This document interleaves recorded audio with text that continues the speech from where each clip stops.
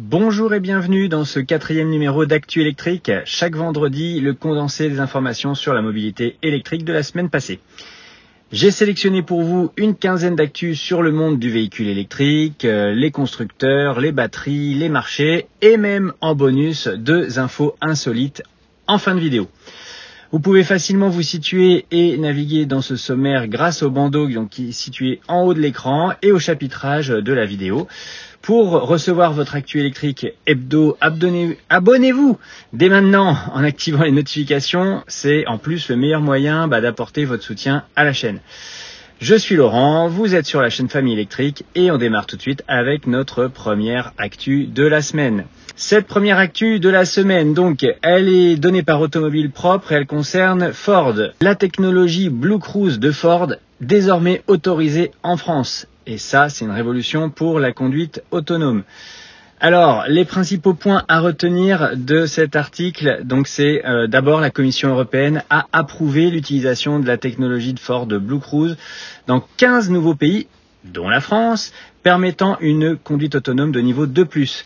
Rappelons que la Society of Automotive Engineers International catégorise les technologies d'assistance à la conduite selon 6 niveaux, de 0 qui exempte toute assistance, jusqu'à 5 qui est là le véritable véhicule autonome robotaxi. Il y a des niveaux intermédiaires, donc il y a un niveau 2 par exemple qui permet d'ôter temporairement les mains du volant.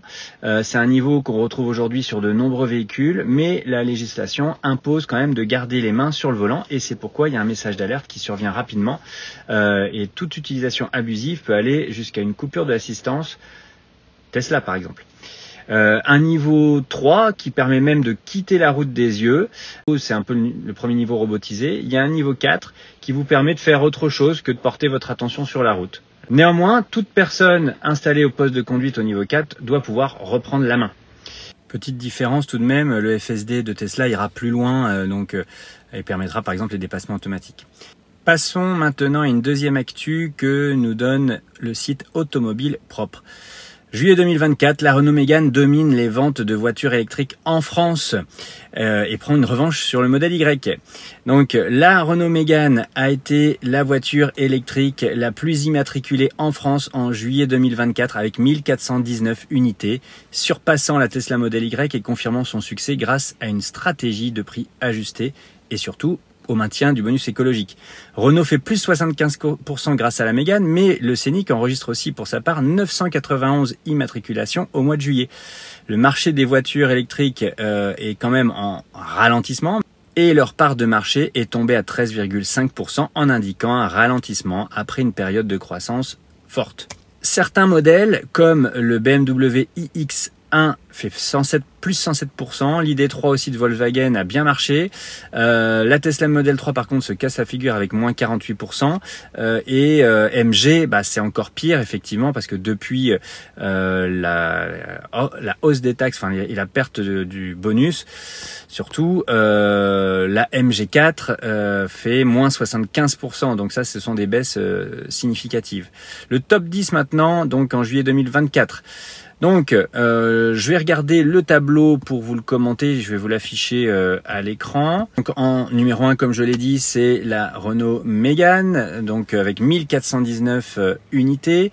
En 2, la Tesla Model Y, donc avec 1205 unités. Et ensuite, on trouve la Peugeot 208, 1166 unités, la Fiat 500, 1065 unités, le Renault Scénic, 991. Et ensuite, ça descend.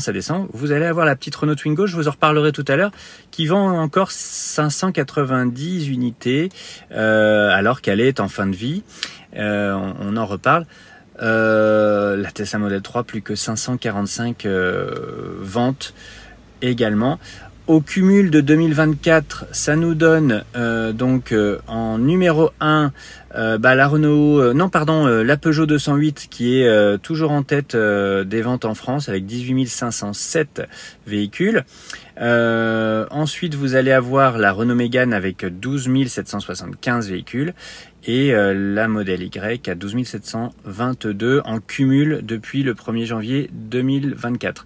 La Fiat 500 s'en sort très bien aussi avec 12 199, presque 12 200 Fiat 500 qui ont été vendus. vendus jusqu'à présent cette année. Donc voilà, la Model 3, elle est à 8452 unités vendues. Elle est un peu moins concurrentielle maintenant. Bon, bien évidemment, le maintien du bonus écologique, l'introduction du leasing social, ça a particulièrement bénéficié au modèle français, notamment à la Renault Twingo, à la Peugeot 208. Et la perte de ces aides, ça a pénalisé les autres constructeurs, évidemment, qui ne sont plus concernés.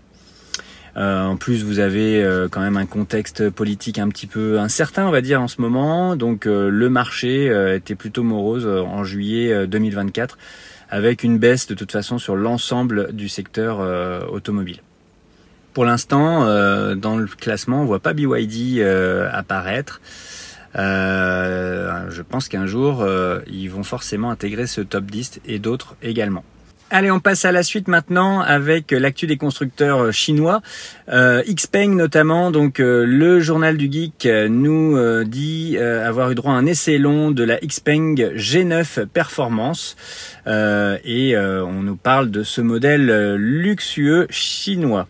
Les points à retenir de cet article, et notamment du XPeng G9, donc c'est qu'il a un design déjà qui mélange des éléments de marque occidentale comme Mercedes et Range Rover, tout en intégrant des fonctionnalités modernes de suspension pneumatique ajustable, une signature élégante, un design intérieur vraiment très luxueux et bourré de technologie dans l'habitacle.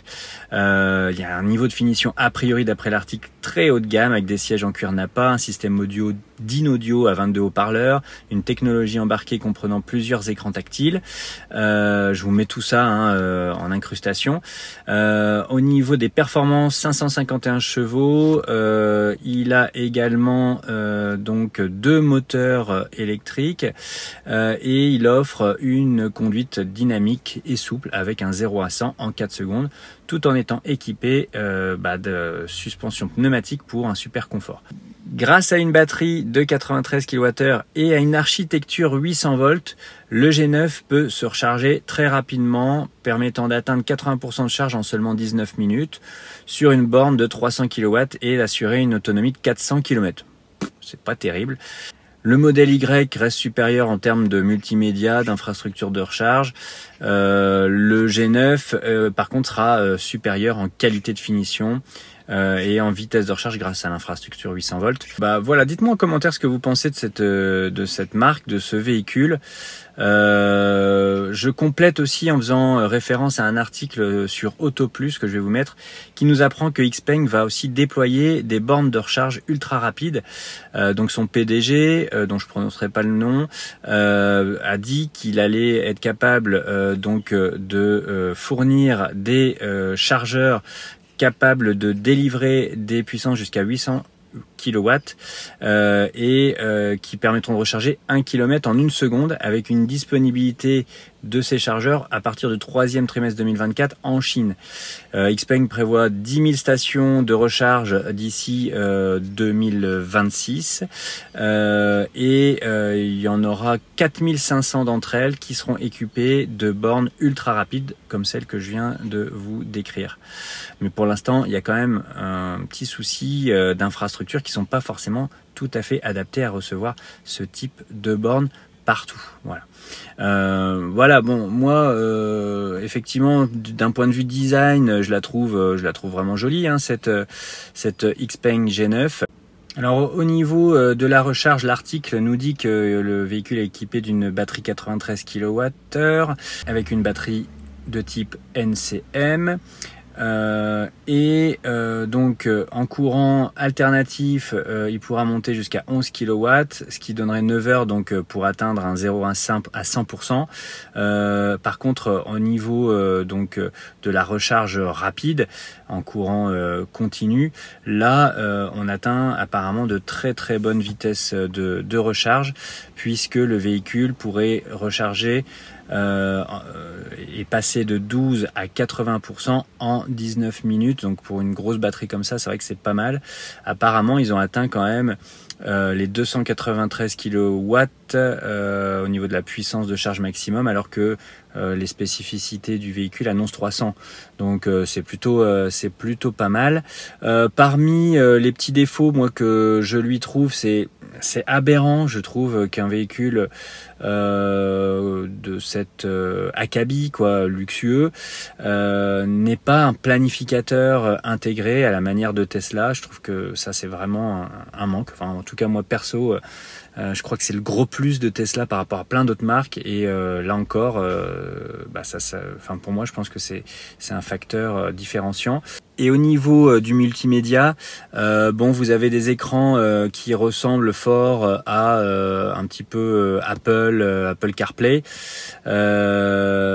mais sans être Apple CarPlay, sans être Android Auto. Donc on est vraiment sur du propriétaire pur, et ça c'est peut-être pas forcément top non plus.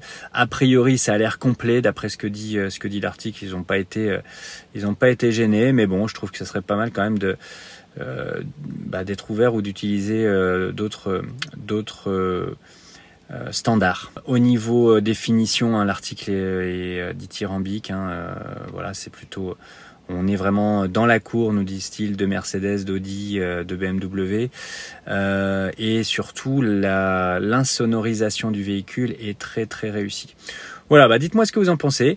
C'est une marque, moi, que j'aimerais bien essayer quand même. Alors ce modèle, il arrive en France, bien entendu, dès cet été, dès la fin de l'été. Et au niveau du prix, le prix de base du Xpeng G9, c'est 60 000 €. Et la version essayée par le Journal du Geek s'élève à 78 989 €, pour pas dire 79 000 €. C'est très cher quand même, hein. C'est très très cher. C'est vrai que c'est luxueux, et l'intérieur, on est vraiment dans une marque premium. Mais je vous dis, il y a quand même des trucs, moi, qui me chagrinent, notamment, enfin voilà, c'est pas grand chose, un planificateur, enfin je pense, par rapport à toutes les autres technologies qui sont proposées dans ce véhicule. Et voilà, ça me paraît intéressant. Bon, voilà. En tout cas, ils sont très contents, ils ont mis une note de 7 sur 10. Allez voir l'article, il est vraiment intéressant, il y a des photos super, voilà, je vous ai mis un petit peu une incrustation, mais vous allez adorer. Autre actu qui concerne la BYD Seal, la nouvelle version va essayer de vraiment se démarquer de Tesla, et on va voir ça dans un article proposé par Frandroid.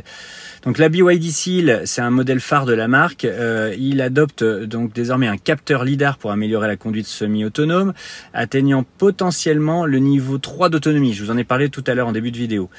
Bien que le design général de la voiture reste inchangé, quelques améliorations ont été introduites, notamment une nouvelle teinte et un logo arrière rouge. Bon, en termes de design, on fait mieux. Mais ce qu'il faut retenir, c'est les choix techno de BYD là-dessus, puisqu'il passe à une architecture 800 volts, réduisant le temps de recharge et améliorant l'efficacité, bien entendu, avec une grosse concurrence faite aux véhicules actuels de chez Tesla. Équipée de la batterie Blade LFP, la BYD Seal offre une autonomie qui peut varier entre 433 et 502 km selon la norme WLTP. Elle se positionnera bien sûr en concurrente directe de la Tesla Model 3 comme aujourd'hui, et aussi de la Xiaomi SU7. Elle cherche à se démarquer, on le voit bien, par des technologies vraiment de pointe, et surtout l'architecture 800 volts, ça c'est vraiment quelque chose d'indéniable. Alors pour être précis, au niveau de la batterie, donc ça sera bien donc une LFP Blade avec une capacité soit de 61, soit de 80 kWh. Au niveau de l'architecture 800 volts, chez Tesla pour l'instant il n'y a que le Cybertruck qui en bénéficie. Donc là c'est un gros point de différenciation entre Tesla et BYD. Donc on verra si Tesla à un moment donné réagit face à cela. Maintenant les véhicules Tesla et les batteries dont sont équipés les Tesla ont généralement de très bonnes courbes de recharge et sont très bien positionnés. Donc est-ce que c'est nécessaire de passer sur une architecture 800 volts ? Dites-moi ce que vous en pensez en commentaire. Le prix de ce nouveau restylage de la BYD, plus qu'un restylage, puisqu'il y a quand même des nouveautés, le lidar et le 800 volts. Là, on ne le connaît pas encore. On verra si il est revu à la hausse. Cette semaine, c'est aussi MG qui a défrayé la chronique en lançant une garantie à vie pour ses véhicules électriques, mais pas pour tout le monde. Les points à retenir de cet article d'Automoto, c'est que MG a introduit une garantie à vie pour 4 de ses modèles électriques en Thaïlande, couvrant le groupe motopropulseur et l'électronique de puissance. Les modèles concernés incluent la MG4, le Roadster Seaburster, ainsi que la Maxus 7 et 9. Ces derniers sont pas disponibles d'ailleurs sur le marché européen. La garantie à vie est rétroactive et bénéficie aux clients qui ont déjà acheté ces modèles-là en Thaïlande. C'est une initiative pour marquer les 100 ans de la marque MG et qui célèbre son entrée sur le marché thaïlandais. Pour l'instant, MG n'a pas confirmé que cette offre serait étendue à d'autres marchés comme le marché français. C'est bien dommage pour les clients. J'ai un copain à qui j'avais conseillé une MG d'ailleurs et qui en est hyper content. Il serait ravi d'avoir une garantie à vie, je pense. N'est-ce pas, Fred ? C'était une spéciale dédicace, ça m'arrive. Bon, et puis... par contre, MG, là, va vous faire profiter de quelque chose de bien sur le marché français. Quelque chose dont là, vous pourrez peut-être bénéficier, vous aurez peut-être envie. C'est la future MG ZS, la nouvelle version. Donc, c'est la MG ZS, donc ça a été lancé en 2017 par le constructeur chinois. Donc, il y avait vraiment une mise à jour à faire. Et donc, c'est le ministère chinois, c'est un ministère chinois qui a laissé fuiter des informations sur le véhicule. J'ai repris moi le site de 20 minutes que je vous mets en incrustation, mais il y a plein de sites qui en parlent. Donc, vous voyez l'évolution du design de cette nouvelle MG ZS. Elle sera apparemment plus longue, plus large et plus basse que le modèle actuel, avec un design plus moderne, je trouve, et un peu moins fade, faut le dire aussi. Elle se base sur la plateforme de la MG4 et devrait offrir une autonomie de moins 480 km en mode tout électrique, bien évidemment. Donc normalement, il y aura peut-être une version thermique ou en tout cas une version hybride, mais ça c'est pas encore confirmé par MG. Voilà, le nouveau design me paraît rafraîchissant, moi. Et je pense que en tout électrique, il devrait, s'il est bien placé au niveau prix, ça devrait cartonner sur le marché européen. Bon, maintenant il n'y a plus les aides, il y a des taxes plus costauds, donc à voir comment MG va se dépatouiller de tout ça, mais on a hâte de voir ce véhicule arriver dans l'offre électrique en France. Une actu batterie, il y a tellement d'actu batterie, c'est pas évident. Il faut faire le tri là aussi. Concernant donc cette fois Samsung. Donc Samsung, on nous apprend sur ce site Netcost que les prochaines batteries à semi-conducteurs pour véhicules électriques de Samsung vont promettre une charge de 9 minutes et une autonomie de 965 km. Ça fait rêver. Alors, c'est pour quand, c'est combien, je sais, c'est les questions que vous vous posez tout de suite, parce que quand on parle de batterie, généralement, la déception arrive vite. Alors, on va voir. Donc, je vous incruste toujours l'article. Allez le voir en détail. Donc, qu'est-ce qu'il nous dit ? D'abord, au niveau des performances, donc les nouvelles batteries à semi-conducteurs de Samsung offrent une autonomie impressionnante de 965 km avec une densité énergétique de 500 Wh par kilo, soit le double des batteries actuelles. Ce sont des batteries qui vont permettre une charge complète en seulement 9 minutes. Ça serait un record pour l'industrie des véhicules électriques. On nous promet aussi des batteries qui vont pouvoir atteindre 20 ans d'âge. Par contre, en raison des coûts élevés de production, ces batteries, la mauvaise nouvelle, c'est qu'elles seront disponibles que sur les véhicules de luxe et super premium, comme nous le mentionne l'article. Donc bon bah Samsung ils sont bien gentils, mais j'ai l'impression que là ils sont en retard moi par rapport à d'autres concurrents comme CATL qui ont des BYD qui ont des technologies qui sont déjà avancées, qui sont bien rodées, qu'ils améliorent en continu. Donc là on nous fait des grosses annonces, mais pour l'instant il n'y a pas grand chose quoi. Bon tant mieux hein, si on y arrive, mais pour l'instant on n'y est pas. Alors au niveau technologique, ces batteries seront des batteries à oxyde solide. Bon voilà, elles sont actuellement en phase de test auprès de constructeurs automobiles, nous dit-on dans l'article. Bon, à mon avis, c'est pas demain la veille on risque d'attendre encore un petit peu. Puis en plus, si ça arrive, comme on nous prévient dans l'article, ça sera pas pour toutes les bourses.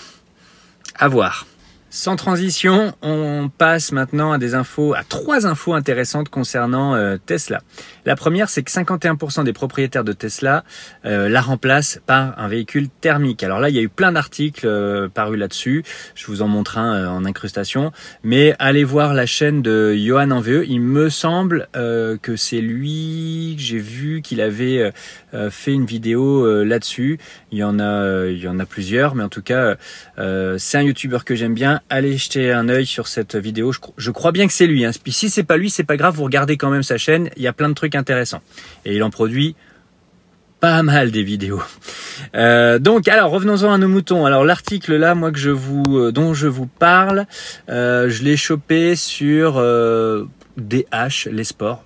Rien à voir, mais bon, j'ai pris ce qui me venait, voilà, tout simplement. De toute façon, là, c'est l'annonce hein, qui compte. Donc, effectivement, 51% des propriétaires américains de Tesla ont revendu leur voiture électrique Tesla pour acheter un moteur thermique. Alors là, les amis, il va falloir que les Américains là me disent ce qui leur prend, ce qui leur est passé par la tête, parce que franchement, remplacer un véhicule électrique Tesla de surcroît, voilà, hein, on peut aimer, pas aimer, mais en tout cas au niveau rapport qualité-prix, technologie embarquée, enfin voilà, infrastructure, batterie, puissance de recharge, voilà, ce sont d'excellents véhicules. Je vais pas refaire l'article là, il y en a d'autres, hein, mais en tout cas les Tesla sont de bonnes voitures. Voilà, on peut pas nier le contraire quand on s'intéresse à l'électrique. Remplacer ces Tesla par des véhicules thermiques qui polluent. Puisque c'est quand même bien la première des choses qui pollue, et ça on peut, voilà, j'ai fait des vidéos là-dessus, je sais que certains vont me dire non, tu te trompes, c'est pas vrai. Donc les véhicules thermiques polluent, hein, il me semble que rester derrière un pot d'échappement 5 minutes, vous verrez que c'est pas très bon pour les poumons. Des véhicules thermiques qui font du bruit, des véhicules thermiques qui coûtent plus cher à l'usage, qui nécessitent d'aller régulièrement faire des entretiens chez le concessionnaire, remplacer des pièces d'usure, etc. Qui ont moins de pêche, qui font du bruit, je l'ai déjà dit. Enfin, pour moi, c'est complètement aberrant, quoi. Quand on a connu le véhicule électrique, repasser au thermique, faut vraiment m'expliquer. Soit en termes de besoin, il y avait quelque chose qui était mal évalué et que les personnes font toutes plus de 400 km par jour d'une traite. Et là, ok. Mais voilà, je sais pas. Je sais pas ce qui s'est passé dans la tête des Américains. Mais d'après ce que nous dit l'article, c'est pas forcément une mauvaise nouvelle, parce que en 2019, 90% des Tesla étaient revendus pour des véhicules à moteur thermique. Donc ça a quand même considérablement évolué depuis. Donc bon, c'est pas si net que ça cette info. Autre actu concernant Tesla. Donc Tesla poursuit EVject, une entreprise qui fabrique un accessoire de voiture électrique qui est jugé dangereux. Et donc ça, c'est un article de l'Autojournal que je vous invite à aller voir. Tesla a intenté une action en justice contre EVject pour un accessoire qui permet de démarrer un véhicule électrique en charge lors d'une tentative de carjacking. L'accessoire EV Escape Connector est critiqué par Tesla pour son potentiel danger en cas de surchauffe, pouvant atteindre jusqu'à 100 degrés. Donc je vous explique effectivement, quand vous avez votre véhicule qui est branché et en recharge, eh ben vous pouvez pas démarrer le véhicule, c'est bien normal parce que sinon vous arrachez tout. L'idée là, et malheureusement aux États-Unis, il y a beaucoup de carjacking qui se font pendant que les véhicules sont à l'arrêt avec le conducteur dedans, et notamment ça n'épargne pas les véhicules électriques. Et donc il y a une société qui a inventé un dispositif qui permet en fait de quand même pouvoir déconnecter le câble de recharge directement et de pouvoir partir, s'enfuir avant de se faire carjacker. Et donc Tesla reproche à ce dispositif des surchauffes et donc finalement de provoquer potentiellement soit un incendie ou surtout des brûlures sur les utilisateurs qui reprennent la poignée pour débrancher le véhicule tout simplement. Donc Tesla a demandé l'interdiction de l'importation de cet accessoire aux États-Unis. Je pense que c'est un fabricant chinois. Et donc il y aura peut-être un procès puisque Tesla exige des dommages et intérêts à hauteur de 75 000 $. Bon, alors Tesla insiste sur l'importance de la sécurité des utilisateurs.